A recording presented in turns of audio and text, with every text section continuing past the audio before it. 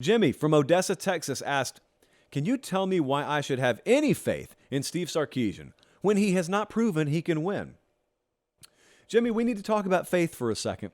Faith is not waiting for something tangible to be presented to you and then saying, okay, I believe in this thing now. That's not faith. Faith is believing in something before you have seen it. Faith, for instance, earlier today was something that I falsely had when a certain, I don't want to throw him under the bus, but I'm very tempted to, a certain ride-sharing service that also delivers food in the greater Nashville area, I hope I haven't been specific enough, was to deliver our lunch order. I had faith that they would remember Bradley's sesame chicken. They did not. So my faith was not realized.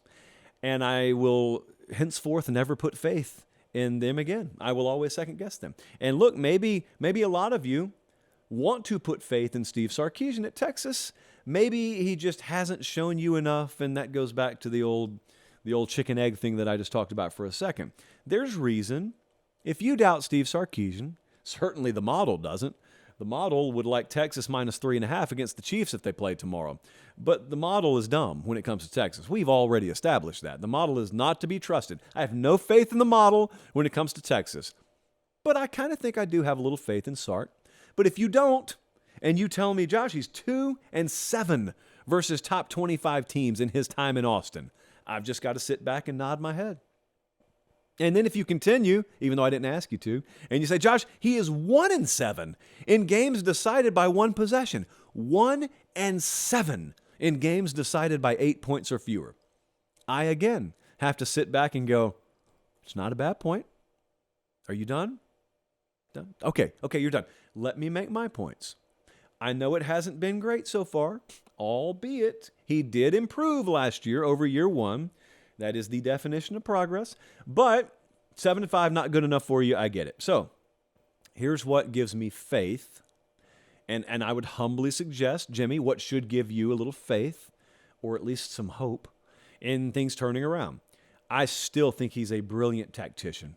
I think he is one of the very best play callers and best designers of offensive football in our game today. Nothing's changed in my opinion there.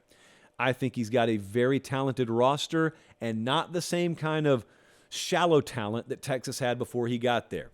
They've built from the inside out.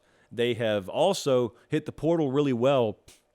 That receiver core this year, if they get what they should get at quarterback, that receiver core could be disgusting.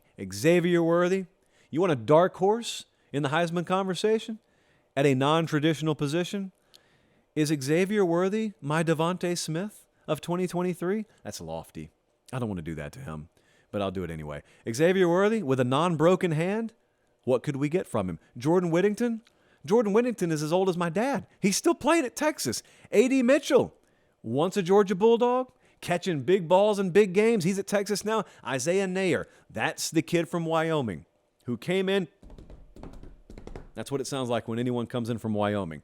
And then he got hurt in fall camp last year, and we didn't get to see him. All those guys are there. All of them are there. And so we've got all that going for us. I think they got good people in the building, and he has acquired a lot of talent at quarterback. Now, we'll see which one it ultimately ends up being. 99% chance it's Quinn Ewers. The other thing that I keep reminding you is the year 3 principle. We've just witnessed it with Mike Norvell. I will continue to hammer this home. Mike Norvell, year 1, year 2, year 3. Well, what happened if we punted on him after year 2 at Florida State? We never would have seen what happened last year. And by the way, just for the record, some people still doubt him now. Some people, every time I speak glowingly of Mike Norvell, they say, well, he lost to all the ranked teams he played last year. What am I supposed to say to that, by the way? I tell you accurately that they were a 10-win team, Jesse, with the bowl game. Weren't they a 10-win team? Okay, I tell you, good for Mike Norvell, good for Florida State. They won 10 games. This is indisputable. This is the sky is blue. This is water is wet. And then someone comes at me and says, well, they lost to the ranked teams they played. They lost 3 games in a row in the middle of the season. That's why I didn't say they went undefeated. I don't even know how to respond to that sometimes. So, yeah, year 3 for Sark here. I am not going to have the kind of blind confidence in them that the model does, but I will have confidence in them. They open against Food. Rice comes to town on the 2nd of September. I predict them to win that game. Then they go to Alabama. Oh, Isaiah Nair gets to play at Wyoming in week 3. And then you've got Big 12 play. So we'll let it be what it be. As Meemaw would say, this is the last year. Make it count, Texas. Last year in the Big 12. I think that they'll be okay. I think Sark will be okay. Now, what I did not just say there, which some people heard, what I did not say is, well, Sark will just win a title within 2 years. There is a lot of room between 7 wins and national title. I don't think it's outrageous to claim that Texas may float somewhere in between there. Oh, by the way, 2023 college football playoff title odds amongst Big 12 teams, who do you think's favored? Overwhelmingly. Who do you think the favorite is in the Big 12 if anyone were to win a national title? That would be Texas.